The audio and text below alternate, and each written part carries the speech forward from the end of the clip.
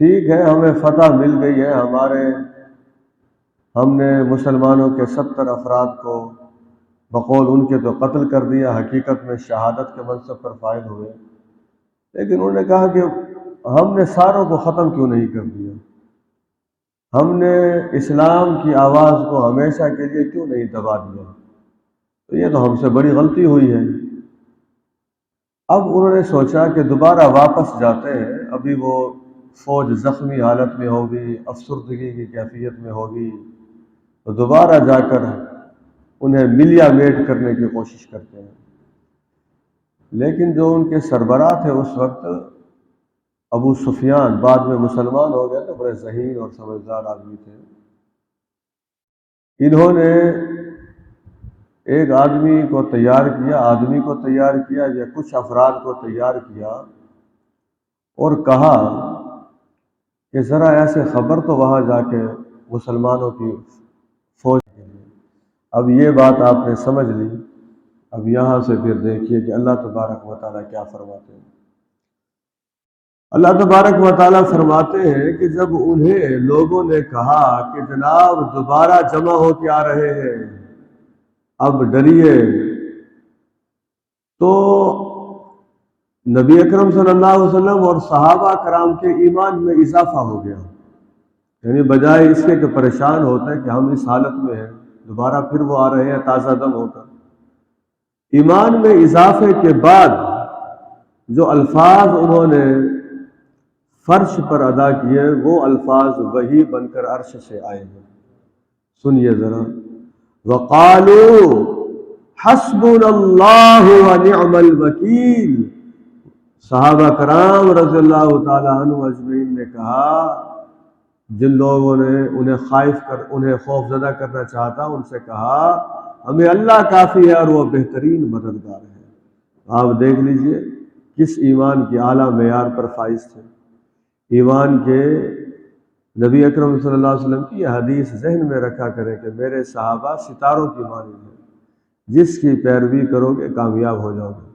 اللہ تبارک و تعالیٰ فرماتے ہیں پھر مسلمانوں کو اللہ کی نعمت بھی ملی اور فضل بھی ملا، کوئی پریشانی بھی لاحق نہیں ہوئی، اور وہ اللہ کی خوشنودی ہی کی تلاش میں لگے رہتے تھے، اور اللہ تبارک و تعالیٰ بہت عظیم فضل فرمانے والے ہیں۔ اس قسم کی جو افواہیں ہیں وہ عموماً پھیلائی جاتی ہے، یہ ایک اسے حکمت عملی کہیں یا شاطر پن کہیں، اس کا بھی اللہ تبارک و تعالیٰ نے تذکرہ کر دیا ہے، اہل ایمان کو بتا دیا کہ اس قسم کی جو خبریں ہوتی ہیں کہ واپس آ رہے ہیں، یہ منصوبہ بندی ہو رہی ہے، یوں تمہیں ختم کر دیں گے، یہ منصوبے بنائے جا رہے ہیں، یہ اصل میں شیطان کی طرف سے ہوتا ہے اور وہ خوف پیدا کرنا چاہتا ہے، لیکن اگر تم مومن ہو تو تمہیں خوف زدہ ہونے کی ضرورت نہیں ہے۔ ایمان اور بہادری، ایمان اور شجاعت یہ لازم ملزوم ہے۔ حضرات بڑی اہم آیت آ گئی، بڑا اہم مضمون ہے۔ کئی لوگ یہ کہتے ہیں کہ فلسطین پر اتنا ظلم ہو رہا ہے، اسرائیل کر رہا ہے، اس پر اللہ کا عذاب کیوں نہیں آ جاتا، یا کشمیر پر مسلمانوں پر اتنا ظلم ہو چکا ہے اور بھارت پر اللہ کا عذاب کیوں نہیں آ جاتا، یا برما کے مسلمانوں پر اتنا ظلم ہوا، ان کے آبادی یا ان کی حکومت پر عذاب کیوں نہیں آ جاتا۔ دیکھیے یہ بات تو ٹھیک ہے کہ جہاں جہاں مسلمانوں پر ظلم ہو رہا ہے ہمیں اس ظلم کے خاتمے کے لیے اپنا کردار ادا کرنا چاہیے، یہ بات تو ہے بنیادی طور پر بالکل ٹھیک، حکومتیں ہوں یا عوام ہو، بہرحال اپنا کردار ادا کرنا چاہیے۔ جہاں تک بات یہ ہے اللہ تبارک و تعالیٰ کافروں کو ڈھیل کیوں دے رہے ہیں، فوراً کیوں نہیں پکڑ لیتے، عذاب کے شکنجے میں کیوں نہیں کس لیتے؟ میں اپنی طرف سے کچھ بھی نہیں کہنا چاہتا تاکہ آپ اللہ تبارک و تعالیٰ ہی کے الفاظ جو ہیں انہیں آپ صحیح طور پر سمجھ سکیں۔ اللہ تبارک و تعالیٰ فرماتے ہیں جو کافر لوگ ہیں وہ یہ گمان نہ کیا کرے کہ ہم جو انہیں ڈھیل دے رہے ہیں یہ ان کے لیے بہتر ہے۔ پھر سن لیجئے، کافروں، ظالموں، باغیوں، اللہ اور اس کے رسول کے احکامات کی دھجیاں بکھیرنے والوں، اگر تمہیں پکڑا نہیں جا رہا تو تم کیا سمجھتے ہو کہ تمہارے لیے یہ بڑا بہتر ہو رہا ہے کہ تمہیں نہیں پکڑا جا رہا؟ سنو آگے سنیے، اللہ تو انہیں اس لیے ڈھیل دیتا ہے کہ یہ زیادہ سے زیادہ گناہ کمائیں۔ اب یہ سوچا کریں ذرا، جیسے ہم ایک دوسرے سے پوچھتے ہیں آپ کا کیا پروفیشن ہے، کیا شعبہ ہے جی آپ کا، لوگ بتاتے نہیں میرا فلاں شعبہ ہے، تجارت ہے، زراعت ہے، ملازمت ہے، آج کیا کمائی ہوئی۔ تاجر لوگ بیٹھتے ہیں نا دن کے اختتام پر، کمائی سے مراد یہ ہوتا ہے کہ آج کیا نفع ہوا۔ جہاں یہ نفع سوچتے ہیں وہاں یہ بھی سوچا کریں آج کیا کمایا ہوں۔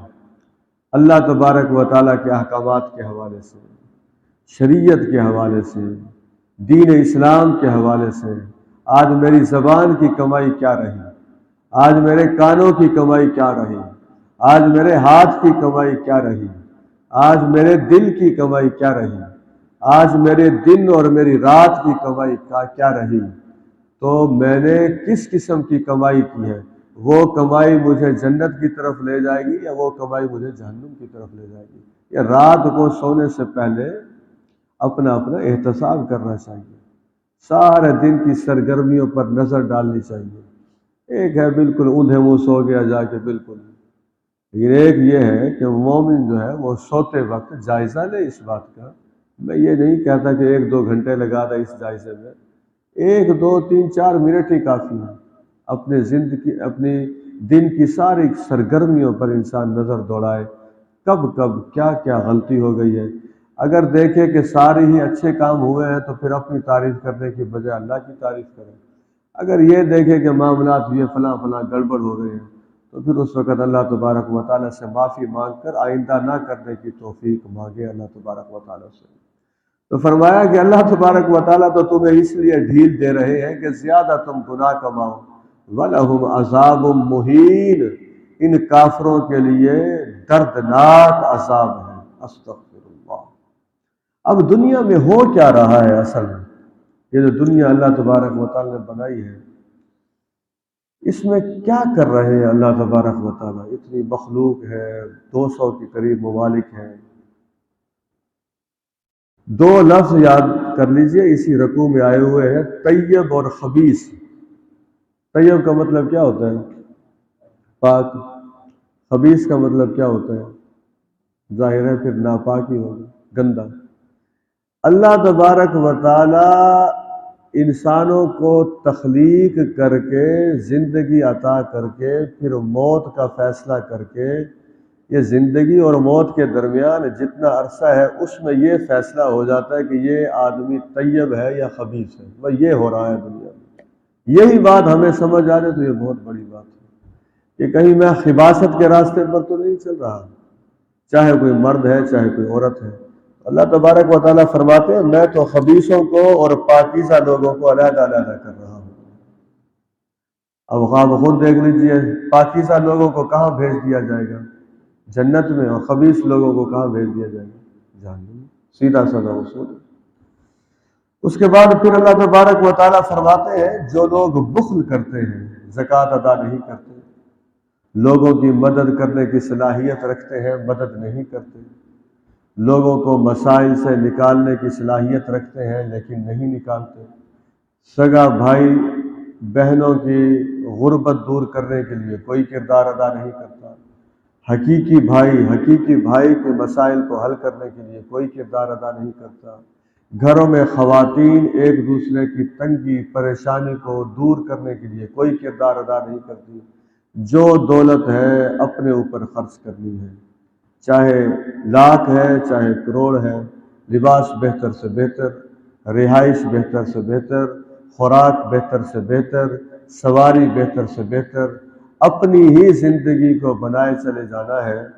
تو اللہ تبارک و تعالیٰ کے جو مال میں تقاضے ہیں ان تقاضوں کو کون پورا کرے گا؟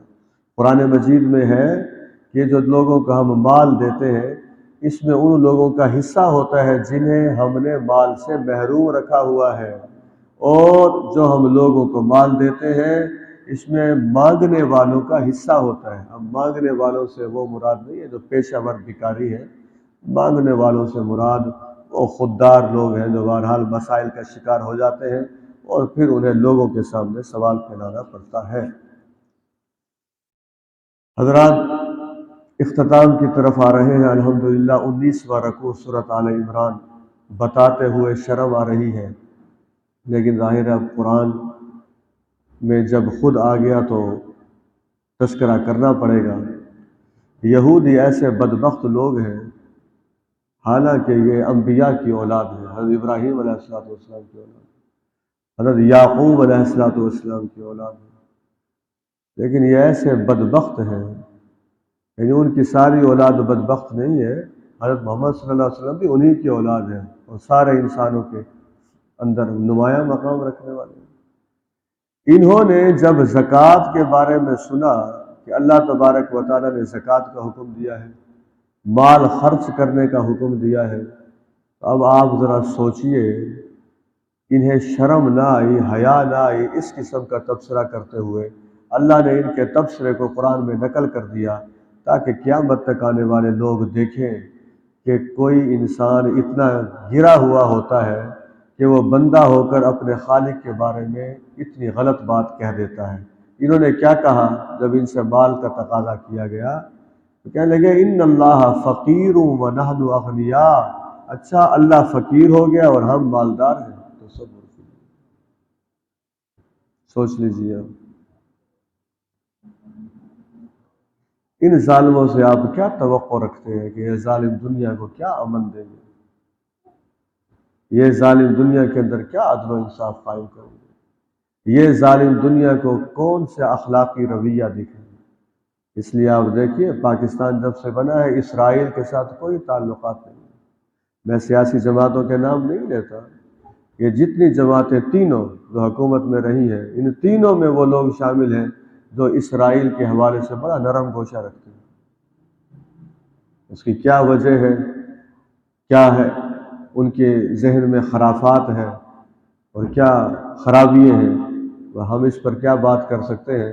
بس یہ ہم ضرور کہنا چاہتے ہیں کہ ہم فلسطینی مسلمانوں کے جو قاتل ہیں ان کے ساتھ نہ تو تجارت چاہتے ہیں اور نہ ہی دوستانہ تعلقات چاہتے ہیں، جب تک وہ اپنی اس غلط روش سے باز نہیں آتے اور غاصبانہ قبضہ چھوڑ نہیں دیتے۔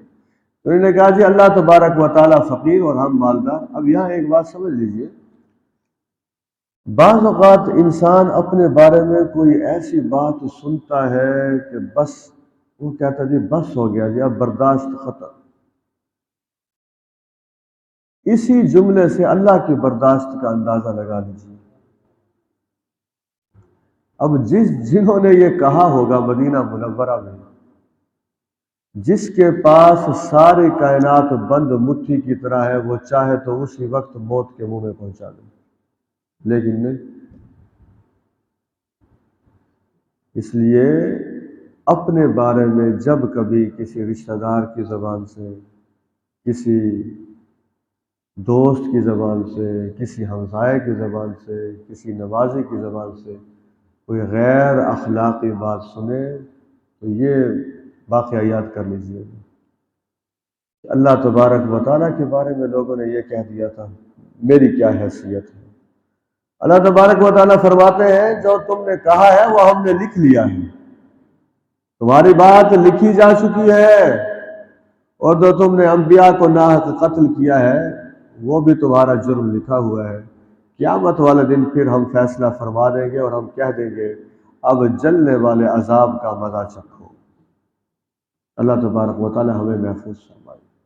حضرات، یہ یہودی ہیلے بہانے کیا کرتے تھے نبی اکرم صلی اللہ علیہ وسلم کی شریعت کے احکامات پر عمل کرنے کے حوالے سے، تو کہتے تھے نہیں جی ہم آپ پر کیسے ایمان لائیں، ہمیں تو اللہ تبارک و تعالیٰ نے یہ کہا تھا کہ کوئی قربانی جب تک نہ ہو جائے، جسے آگ نہ کھا لے، تو اس وقت تک تم نے ایمان نہیں لانا۔ جھوٹ۔ تو نبی اکرم صلی اللہ علیہ وسلم کو اللہ تبارک و تعالیٰ نے فرمایا اچھا ان سے کہو جو بات تم کہہ رہے ہو یہ پہلے تو ہو چکی ہے، پھر تم نے انبیاء کو قتل کیوں کیا تھا؟ اب وہ آیت آگے جو بڑی مشہور آیت ہے، ہر آدمی کے لیے موت کا ذائقہ ہے۔ اللہ تبارک و تعالی ہم سب کو سلامتی والی موت عطا فرمائے۔ اللہ تبارک و تعالی ہمیں اچانک موت سے محفوظ فرمائے۔ اللہ تبارک و تعالی ہمیں ایسی حادثاتی موت جس میں توبہ اور استغفار سے بھی انسان رہ جائے اس سے محفوظ فرمائے۔ قیامت والے دن تمہیں بدلے دے دیے جائیں گے، اور جسے آگ سے بچا لیا گیا جنت میں داخل کر دیا گیا وہ کامیاب ہو گیا۔ دنیا کی زندگی تو دھوکے کا سامان ہے۔ اب یہ جو دنیا کی زندگی کو دھوکہ قرآن مجید نے کہا ہے، اصل میں ہم پھر بعض اوقات اس کی غلط تشریح کر دیتے ہیں، وہ بالکل غلط ہوتا ہے۔ دکان پر بیٹھنا ہم کہتے ہیں دنیا کی زندگی یہ بیکار ہے، دفتر میں بیٹھنا ہم کہتے ہیں بیکار ہے، فیکٹری میں بیٹھے ہیں تو ہم کہتے ہیں یہ دنیا بیکار ہے۔ یہ فلسفہ قرآن کا فلسفہ بھی نہیں ہے، نہ اسلام کا فلسفہ۔ میں ایک سادہ سی بات آپ کو کہتا ہوں۔ اب نبی اکرم صلی اللہ علیہ وسلم کی واضح حدیث ہے کہ اگر کوئی آدمی حضرت اسرافیل علیہ السلام کے سور کی آواز سن لے، قیامت والے دن وہ سور پھونکیں گے، اب وہ آواز کوئی آدمی اگر سن لے، اس وقت وہ ایک پودا لگا رہا ہے زمین میں، فرض کیجئے نبی اکرم صلی اللہ علیہ وسلم نے فرمایا وہ پودا لگا رہا ہے زمین میں اور ادھر سور کی آواز آ گئی۔ اب سور کی آواز کا مطلب بھی قیامت قائم ہونا ہے، تو اسے تو پھر بھاگ جانا چاہیے۔ اللہ کے رسول صلی اللہ علیہ وسلم نے فرمایا ہے کہ وہ جو پودا لگا رہا ہے اس پودے کو لگائے جو وہ کام کر رہا ہے۔ اب مطلب اس کا کیا ہے؟ جو وہ نیکی ہے اس کا اسے اجر ملے گا، وہ جو کام کر رہا ہے۔ اس لیے دین کے یہ سارے شعبے ہیں، زراعت دین کا شعبہ ہے، تجارت دین کا شعبہ ہے۔ کیا آپ نہیں جانتے دیانتدار اور سچے تاجر کو قیامت والے دن انبیاء اور شہداء کے ساتھ بٹھائے جائیں گے؟ اس سے بڑی بات کیا ہو سکتی ہے؟ ہاں دیانت نہیں ہوگی، صداقت نہیں ہوگی، پھر دوسری طرف جائے گا وہ۔ تو یہ ہم دنیا کی زندگی کو دھوکے کا سمجھ لیتے ہیں، پھر سارے کام کاج چھوڑ دیتے ہیں۔ طالب علم پڑھائی سے چلا جائے، باقی حضرت عمر فاروق رضی اللہ عنہ جتنا ہمیں قرآن سمجھ آیا ہے صحابہ کو تو ہم سے زیادہ سمجھ آیا ہے، ہم اس کی تشریح یہ کیسے کر لیتے ہیں؟ میں ایک قول آپ کو بتاتا ہوں حضرت عمر فاروق رضی اللہ تعالیٰ عنہ کا۔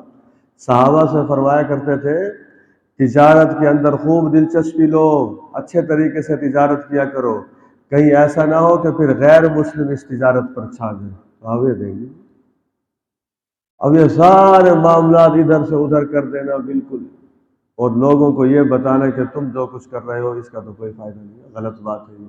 ہاں اس وقت وہ دنیا کی زندگی بن جائے گی جب کپڑے کی دکان پر جاتا ہے اور سارا دن نماز ضائع کرتا ہے، کپڑے کی دکان پر جاتا ہے اور سارا دن ملاوٹ کرتا ہے، کپڑے کی دکان پر جاتا ہے سارا دن جھوٹی قسمیں کھاتا ہے۔ اب اس زندگی کو کیا کہا جائے گا؟ یہ ہوگی پھر دنیا کی زندگی جس میں اللہ اور اس کے رسول کے احکامات نظر نہیں آ رہے۔ رکوع نمبر 19 کے آخر میں ہی اللہ تبارک و تعالیٰ فرماتے ہیں جو لوگ جو کام نہیں کرتے لیکن لوگوں کو بتاتے ہیں کہ ہم نے یہ کام کیا ہے وہ خوش نہ ہو، ان کے لیے ہم نے دردناک عذاب رکھا ہوا ہے۔ جو نیکی کی نہیں ہے وہ خواہ خواہ اپنے سے نتھی کر دینا۔ اور اللہ تبارک و تعالیٰ فرماتے ہیں آسمان اور زمین کی جو بادشاہت ہے وہ اللہ تبارک و تعالیٰ کے لیے ہے، وہ ہر چیز پر مکمل قدرت رکھتا ہے۔ حضرات اب 2-3 منٹ میں جلدی سے سورۃ آل عمران کا جو آخری رکوع ہے 20واں رکوع، اسے سمجھ لیجئے۔ اس رکوع کی نبی اکرم صلی اللہ علیہ وسلم ہر رات تلاوت کیا کرتے تھے، سورۃ آل عمران کے آخری رکوع کی۔ میں اس کی تشریح میں زیادہ نہیں جاؤں گا۔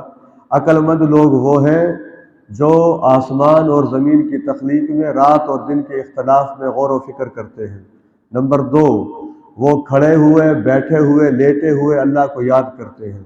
نمبر 3، وہ اس کائنات کو بے مقصد تخلیق نہیں سمجھتے اور وہ اپنے پروردگار سے دعا کرتے ہیں کہ اے ہمارے پروردگار ہمیں آگ کے عذاب سے بچا۔ وہ اس حقیقت کو جانتے ہیں کہ پروردگار آپ نے جسے آگ کے اندر داخل کر دیا اسے تو آپ نے رسوا کر دیا۔ اللہ تبارک و تعالی ہم سب کو ایسی رسوائی سے بچائے۔ اس کے بعد وہ یہ دعا کرتے ہیں کہ پروردگار آپ کے جو منادی ایمان کی دعوت لے کر آئے ہم نے ایمان قبول کر لیا، اب آپ ہمارے گناہوں کو معاف کر دیجئے، ہم سے برائیوں کو دور کر دیجئے اور ہمیں نیک لوگوں کے ساتھ موت عطا فرمائیے۔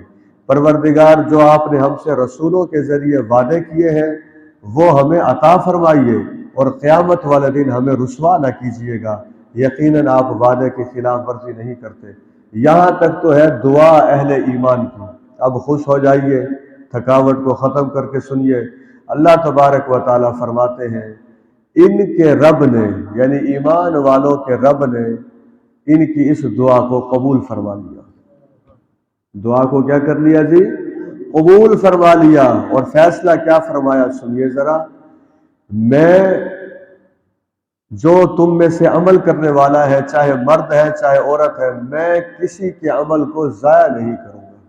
دیکھ لیجیے، تم ایک دوسرے میں سے ہو، جن لوگوں نے ہجرت کی، جنہیں گھروں سے نکالا گیا اور جنہیں میرے راستے میں تکلیف پہنچائی گئی، جنہوں نے قتال کیا اور جنہوں نے کافروں کو مارا، خود بھی شہید ہوئے، میں ان سارے لوگوں کی برائیوں کو ان سے دور کر دوں گا۔ میں سے مراد اللہ تبارک و تعالی۔ اور میں ان سارے لوگوں کو ایسے باغات میں داخل کر دوں گا جن کے نیچے نہریں بہ رہی ہوگی۔ یہ بدلہ ہوگا اللہ کی طرف سے، اللہ تبارک و تعالیٰ کے ہاں تو بہت ہی بہترین بدلہ ہے۔ انداز تو دیکھیے آپ قرآن مجید کا۔ فرمایا اے نبی، کافروں کا شہروں میں چلنا آپ کو کسی قسم کے فریب میں نہ ڈالے، دھوکے میں نہ ڈالے۔ یہ تھوڑا سا فائدہ اٹھا رہے ہیں۔ پھر ان کا ٹھکانہ جہنم ہے، جو بہت ہی برا ٹھکانہ ہے۔ لیکن جو تقوی والے لوگ ہیں ان کے لیے باغات ہیں جن کے نیچے نہریں بہ رہی ہوں گی، ہمیشہ وہاں رہیں گے۔ الفاظ سنیے اور خوش ہو جائیے۔